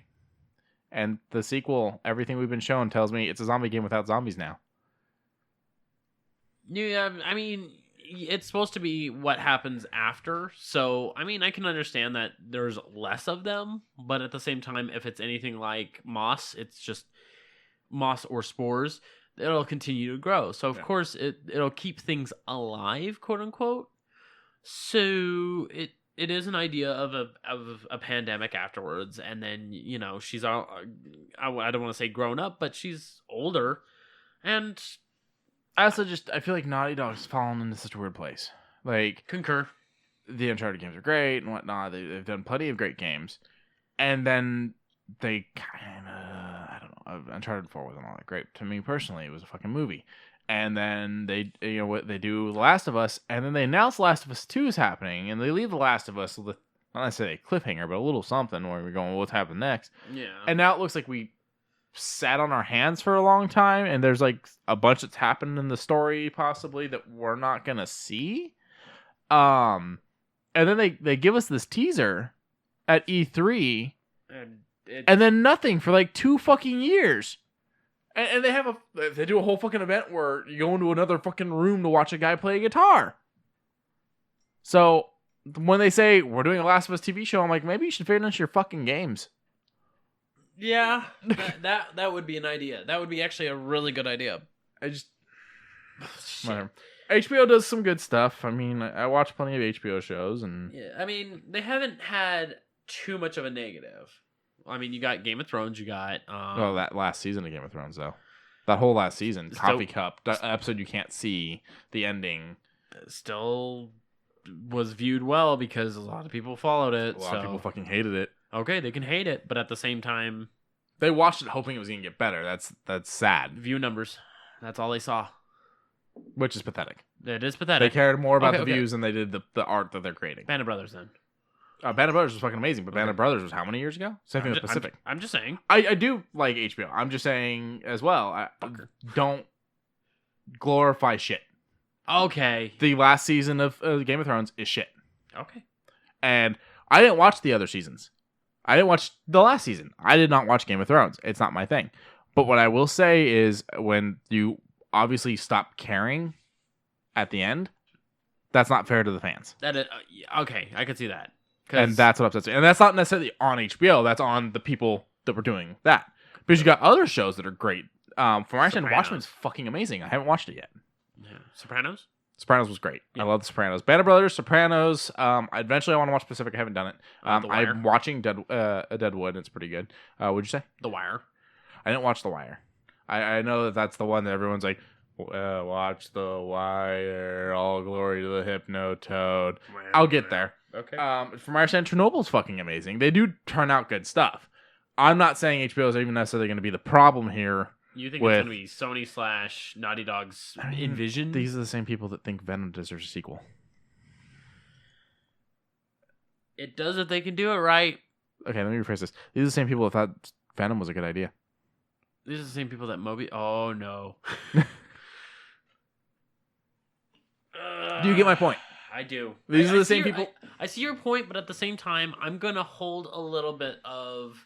Because it's as you said, HBO has not done bad projects, and you're right, they do need to finish their game, but if they can pull out a good script and it gives other people things to do, Yeah. I'd say give it up. Let him have it. Yeah. Because I'm going to hold a little bit of precedence, and I'm hoping that it doesn't follow... I'm hoping it doesn't follow Joel and Ellie. I hope it follows another subsidiary story that kind of... So instead of being, let's tell you the story you know, but give me in a live new- action, let it be, this is a story set in the same world, same universe. Like, if it gives me the... Oh, God. Joel's friend, the one that dies in literally the first 10 minutes of the first game. The one who basically tries to help Joel and Ellie and gets screwed over. Mm-hmm. And she says, just go, I got this. And then gets bombarded in, I think it's in a bank, don't quote me. But she's like, okay, whatever. And then pulls out a gun, takes out 2 dudes, and gets taken out herself. And I'm like, I want to know her fucking story. That would be cool. Like, I would also like to see what... I mean, we see the whole car crash, Joel's daughter, and then we jump. Oh, yeah, the build-up for that, too? I want to see what happens between. His From meltdowns? the daughter to where the game actually starts. Okay. I want to see what made Joel not just fucking blow his fucking brains out. Nah, I'm gonna blow my fucking brains I mean, out. that's limited, so they're not going to do it. Oh, of course not. But like, if we could, at least a comic series, something to show us what happened there. Yeah, there's shit. Because that's a lot of time just to have a guy wake up and say, okay, I gotta go take this to this. That's it. You know, It's like, what? see how the world fell and has now kind of built into these communities. You know? There's definitely a lot to tell there. It's just Naughty Dog's taking their sweet ass fucking time. Yeah. It's like, how many other projects have they released recently that they could be so busy? Just Uncharted 4. That was their Well, last they did. one. No, they did Uncharted 4, and then they did the one right after it. With the females. yeah, I didn't play it, so I don't remember their names. I don't either. But I didn't play it because Uncharted 4 kind of pissed me off. Apparently, Uncharted 4 later in the game gets like super fucking action movie where, you know, you're going through a nice little area with a whole bunch of crowds, then you solve a small puzzle, and then guess what? Car chase. Yeah, that's great. But okay, I started playing Yakuza 0. Oh. So first of all, I was trying to play it, and then a friend hit me up for a party invite, and I was like, okay. And he's talking to me while I'm trying to read, and I'm like, it's fucking me up. I gotta stop playing because I'm missing bits of the story. And so I shut it off, and I went back and I replayed that section because I want to get the full story here. But the one thing I gotta say about Yakuza is it was just cutscene. I'm like, fucking let me play the game. I will tell you, yes, it is very cutscene heavy. It's a story-based game until the freedom. It's basically Grand Theft Auto syndrome, where you're gonna have a lot of story before you're finally let loose. I'm very into the story though, which is good. Yes, it's also serious while being funny. He's a fisting master. Whoa! I don't know what you're into, but I'm not into that S&M stuff. No, that's not it at all. I'm a puncher. Like, that was fucking great. That is hilarious. Hey, boy! I love Brackus. Brackus is probably the greatest as far as like teaching masters. You can't beat him. But that was all fucking great.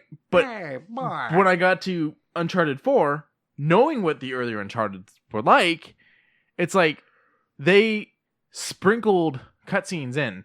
They told you story while you're doing stuff. It didn't have to be watch the fucking story and then play the game. You can give us story while we're playing the game.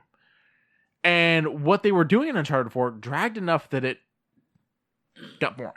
With Yakuza, yeah, it's been a lot of cutscenes, but I'm like, I'm right there. Yeah. I'm like, I want to know what's happening. It's bullshit that this is happening to him. It's bullshit that he's being treated this way. Also, that fucking boss battle against Kuze? I don't remember the names too well. Okay. Sunglasses? I think it's Kuze. Shirt off, big tattoo on his back. Kuze. Okay.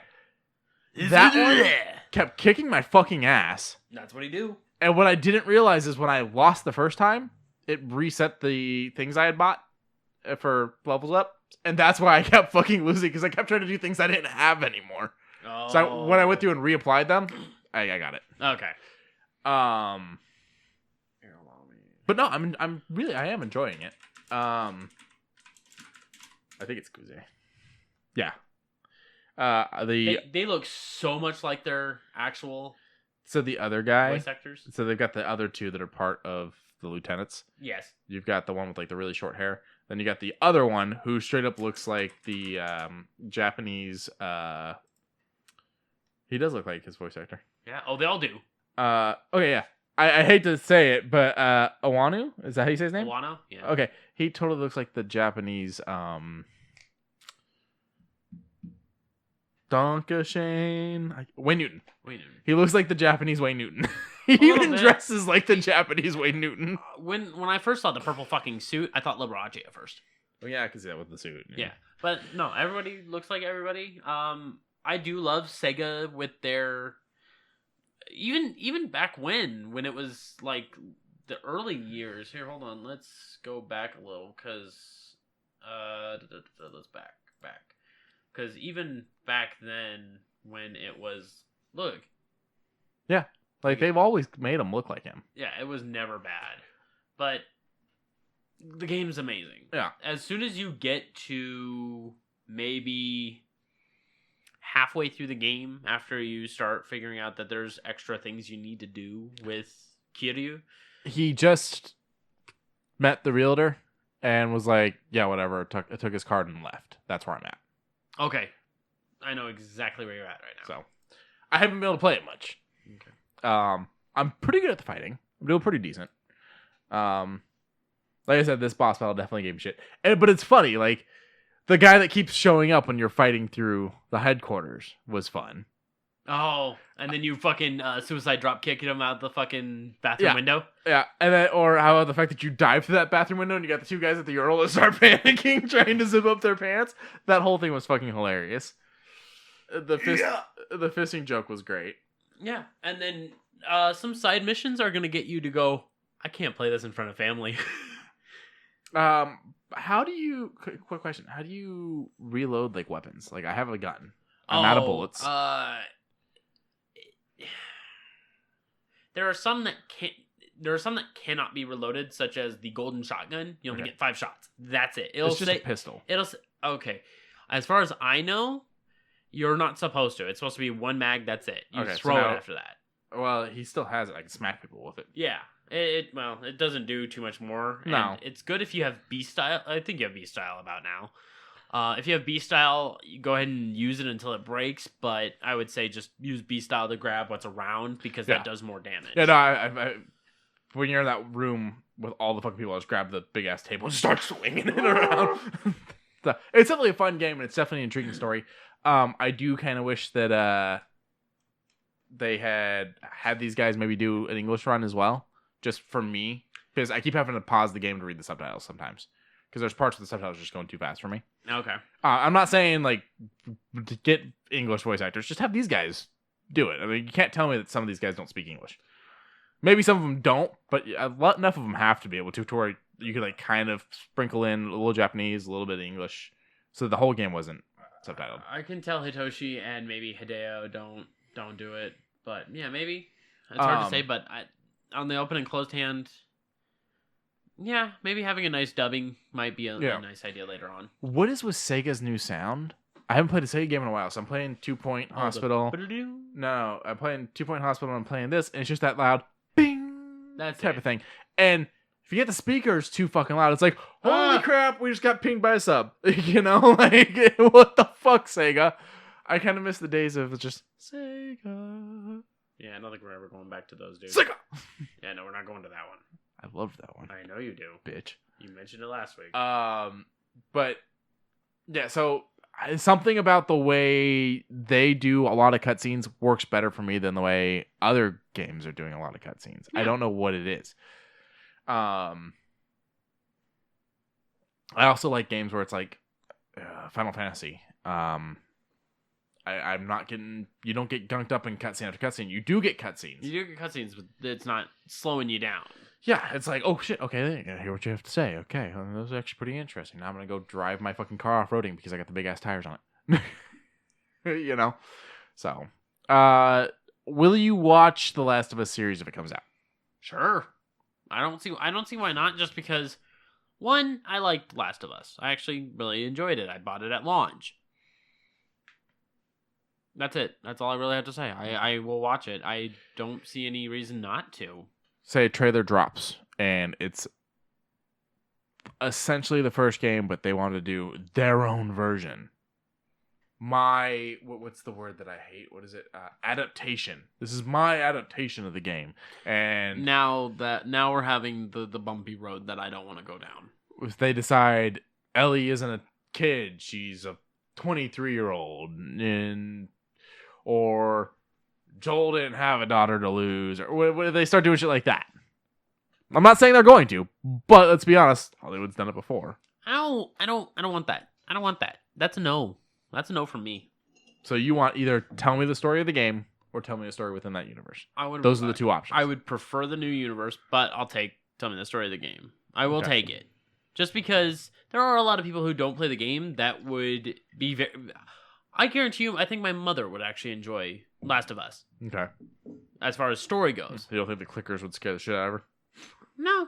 She'd be like, every time she hears a clicking noise in the house, now, what the fuck is that? Yeah, no. I think she'd be fine with it. But I'm just saying that there are a lot of people who would enjoy this game, but not like the gameplay aspect, but prefer the story. Yeah. There's been a couple games where I'm like, I'm just gonna watch this rather than buy it. Well, yeah, there have been very few for me. But I'm always one of those who's a hands-on kind of person. Yeah, it's just there's some games where I want the story because I heard the story so amazing, but just the gameplay is either so broken or not your cup, or just not my cup. Mostly broken, but yeah, not my cup. So I've just been like, I check out. So while we're in the realm of talking about movies of things and whatnot, so they're eventually going to be rebooting X-Men in the MCU. Okay. There's rumors and it is pure fucking rumor. Okay. As to who will play Wolverine. Hit me. Henry Cavill. Really? You sound excited. I'm interested. I'm not saying I'm excited. I'm interested. He is a very interesting choice. He is very huge for a very small guy. He is very huge. He's Superman. Yeah, you're gonna have to crush him down a little bit, but it's just a rumor. I don't think it's actually gonna happen. I don't think it's true at all. But it's what's been in talks, and I don't like it. You gotta find some no-name person that looks like him, or go with the guy that Jackman suggested. Oh, the Indian? The Indian gentleman? Yeah, I think he's from India, yeah. He's a Bollywood actor, so I think so. Yeah. If you scroll back up just a little bit, did you check out the new Batmobile? No, I didn't. I don't like it. Wow, 11 minutes of a new Batmobile. Just fucking oh, wait. Okay, yeah, it was just photos posted, so this is 11 minutes of this dude talking about, like, 4 images that were posted. Wow. So two dudes talking about the same thing that we're going to be talking about. Yeah, pretty much. So it's an American muscle car, and it doesn't look like a Batmobile. It looks Mad Max-ish. Well, it doesn't look like a Batmobile until you look at the back right here. This is the back of the car. This is the only Batmobile-esque thing about it. Is the back of the car. It looks like a real car. It doesn't look like the extravagant Batmobiles we've had in the past. Yeah, let's be honest. The Tim Burton Batmobile doesn't work. They had to fucking have several people there to fucking turn the thing because it was so ridiculous. And, I mean, the Christopher Nolan one was cool, but then they just repeated it for Batman v Superman. What they're showing here is that it's a play on the 1972 Batmobile. And I kind of like it, yes. But can we just get like a classic Batmobile? Like, I guess it being 72 in a sense, it is a classic Batmobile. But I'm talking where it's the Tim Burton one or the Schumacher one, but condensed. They made the Batmobile so fucking huge for no fucking reason. And yeah, have you seen this is our other look at the Batsuit? It's Wish.com Batman. Wow, it's great value. Like, honestly, I was kind of looking at Wish.com going, I almost want to sink in the money to see if I can make a better Batsuit with only Wish.com shit. Shit. Because it's fucky, dude. It's fucky. and he was. Oh, hey, you gotta sign in and see all this shit. He was sitting on a bike. It's the stunt guy, I think, because it doesn't look like Pattinson, if you ask me. He's sitting on this bike that's supposed to be the Bat bike, and it just looks like a regular fucking bike. I'm like, you guys are literally half-assing everything in this movie at this point. Oh, yeah, that didn't get you in. That did not get me in, so I'm going to try and do this if it'll let me. First Brook. Whatever. I tried. I got it on my phone, but... Yeah, don't worry about it. But, I mean, I'm sure you could. Like, they sell almost everything on Wish. Wish usually has some pretty good deals, but do you want to wait the 2 months before getting it? Right. What I don't get is there's these people who probably make decent money. I'm not going to say they are rich by any means, because they're probably not, but they probably make decent money. And their job is to make costumes for movies. And they do it. And then I go to a convention and see 80 versions of a costume that are better than what they put in the fucking movie. And 80 fucking Harley Quinns. Harley Quinns. But you get my point, and it's like these people that are doing them at the conventions are doing them on a budget, doing them with fucking plastic and foam and just hot gluing it to themselves and shit like that, and it looks fucking better. They're buying $10 fucking Party City costumes and transforming them into what look like fucking Hollywood, what Hollywood should be doing, I should say. Yeah. Level shit. And we get this instead. Yeah, I like that it looks like it might be referencing Court of Owls on his arms and whatnot, but it looks big. And I'm telling you, I feel like that's got to be the stunt double. That does not look like Pattinson. That and does not look like Pattinson. That makes me really upset that they got a stunt double that looks so unlike him. Like you couldn't find a fucking stunt double that looks more like him. So I'm not prepared for this at all unless you give me like an actual villain that looks the part. Like the villain. Give me a trailer. Give me something. The villain is Colin Farrell as. I know. I remember. Well, that's the thing. They're still filming it. All these photos, these photos here of the Bat bike, just because he took the windshield off and bent it backwards. Him in this costume, the red costume, and then the car are all just photos that the director is tweeting out. I would say just give us a fucking trailer if you're going to be this. Which, right. And I don't want to take anything away from Reeves. I don't want to be an asshole to Reeves. He may be a great fucking guy. But I feel like the whole, I'm going to tweet these little bits here, little bits there, little bits. Yeah, I see him. All these little bits of my movie. It's like, dude, you're not Snyder. Yeah, Stop. Yeah, if he was Snyder, I'd be like, oh! So that's the thing. If he was Snyder, I would already have discounted this movie before seeing anything, rather than discounting it once I saw anything. I'm not a big Snyder fan. Really? Yeah, no. I didn't like Justice League. I didn't like Batman vs Superman. Watchmen was over-sexualized, and he ruins the ending. I think 300 was probably the best thing Snyder did, and even that, you watched it a couple times and I'm done.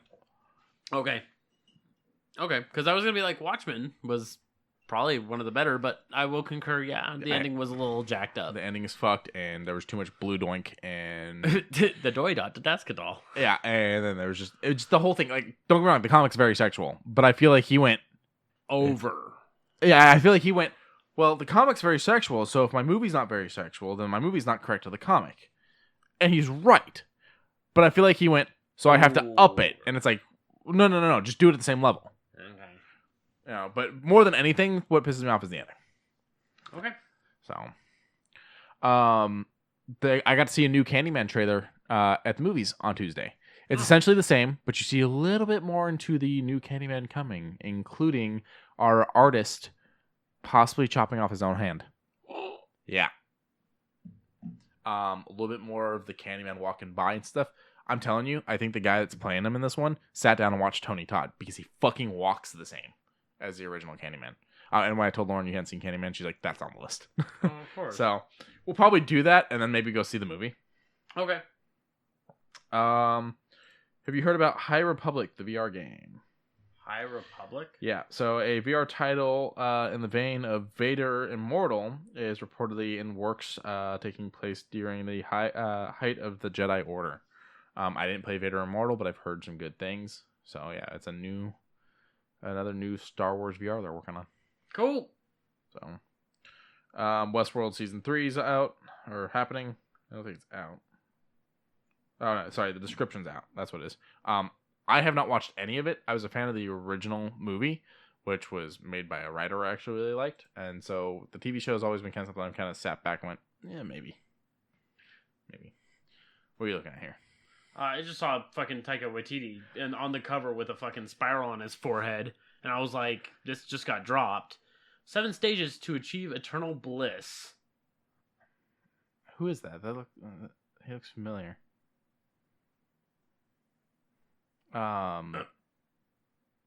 This looks crazy. This is all over the place, kind of craziness. And all right. Speaking of Waititi, is that him in the new Free Guy movie? The new Ryan Reynolds one? I don't know. I caught a glimpse of the trailer the other night, and I feel like he was in it. I could be wrong. I mean, there was something I watched that I was like, oh shit, and I caught him there. I don't recall what that was, though. But I was like, damn, he's in a lot of things. He's a great director, but he is really starting to pop up with acting, and I'm like, he's in this. He's in JoJo. Well, to be fair, he outworked Jojo Rabbit. Yeah. Yeah, he's starting to pop up a lot more for acting, and I'm wondering if maybe that's what he actually wants to do. Let's go actor. So Free Guy. There we go. Yeah. Okay. So he's in The Mandalorian 1, 7, and 8. He's in Rick and Morty. I didn't know that. Jesus. Jojo Rabbit, Avengers Endgame, of course, is Korg. He's in Green Lantern from 2011. Holy crap. He didn't direct that, did he? No, the acting. Yeah, I know, but pull it up. Who was the director on that? Oh, dear Lord, please don't be. Okay, it wasn't. I was kind of You're going to be like, no. Yeah. Yeah, he did What We Do in the Shadows, the movie. He was in it, and he helped create it, or the short, sorry, and that's what has now inspired the FX show. So he's popped in for a cameo or something like that. But it's Iago. Yeah, but for the most part, the FX show is on its own. Yeah, I mean, he's a very I liked him. I like him in a lot of these. And doing Korg, piss off, Ghost. Or we're gonna go on that giant ship. You want to come? You know, it's Thor. He's back. He's a very interesting individual. Yeah, I like him though. He is also credited in the Suicide Squad, the new one. Yeah, and that's probably because him and Gunn probably crossed paths doing all the Marvel stuff. Ooh, because that's Gunn's new movie. I'm okay with it. I'm just hoping you don't fuck with it. I mean, I like Gunn. It's gonna take a lot to convince me to go see that movie. That looks good. That's not even for this movie, I don't think. That really? Yeah, because I think Black Adam. Yeah, see, that's just a bunch of DC shit. Oh. Because Black Adam is supposed to be its own fucking thing. I don't know why they decided let's put a photo of Black Adam for. Yeah, this is just a bunch of DC shit. Doom Eternal soundtrack. id Software hired a group of heavy metal singers to provide the vocal tracks for the sequel. Ooh. So I'm pretty excited to hear what this is gonna turn out to be.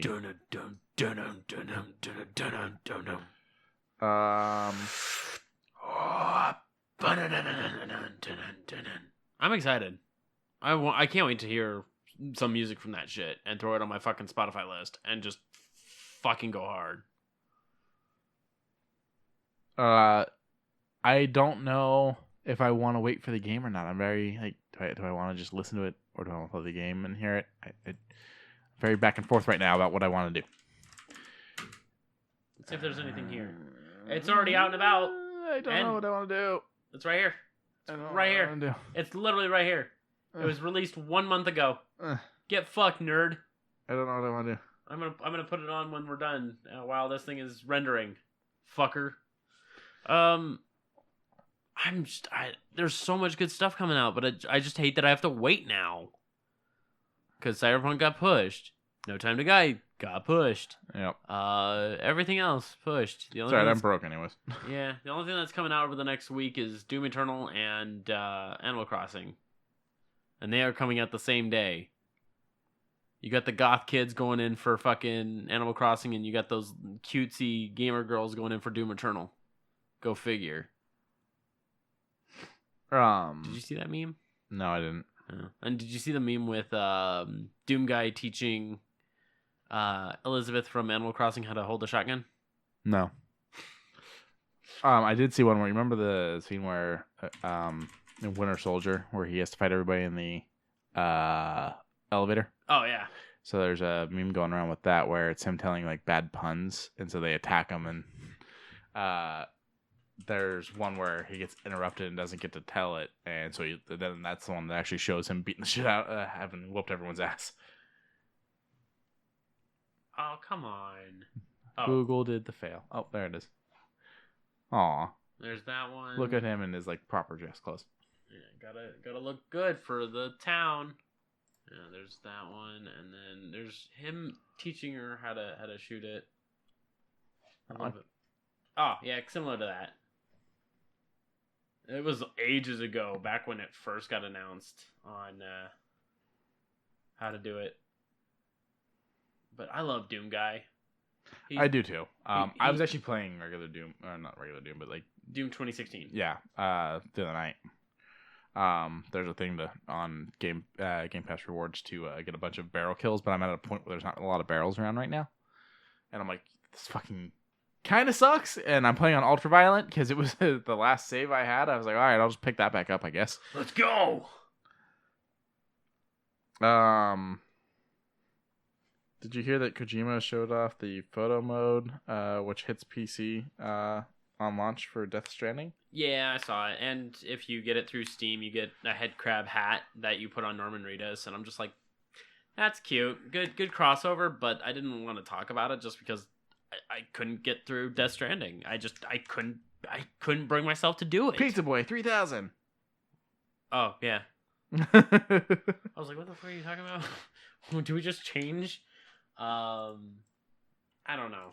I don't feel good about it. I'm good if you're good. I'm good. All right. Remember to follow us on all social medias if you want to. It's all in the description down below. My personal, Quincy's personal, our co-op, our new thing for Ironforge?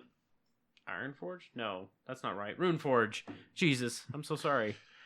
If you want to get some minis for your D&D campaign, Tokyo Treat if you want to get some delicious Japanese snacks, and that's it. We don't support that one that shan't be named. Did you say Humble Bundle?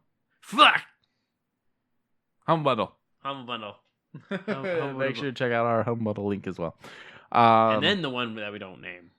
Yeah, well, no, we won't name that one, so don't check them out. Don't check those ones out. Go ahead. I see you looking at me. I see you looking at me. Just fucking do it. I can't fully espresso my excitement that you guys listen to our show. Okay. That wasn't too bad. Bye, guys. Okay, not bye, guys. We didn't say what we were watching tonight. I thought we did. I don't think we did. We were kind of a little all over the place in the movie section. Okay. So this is our stinger. Pool Hall Junkies, which is the funnier one out of the two, and Rounders. We figured Gambler Night. That was it. That was the teaser from last week. Vegas, and every night is Gambler Night. Yeah, so, all right. All right. That's it. That's it. Bye. Bye.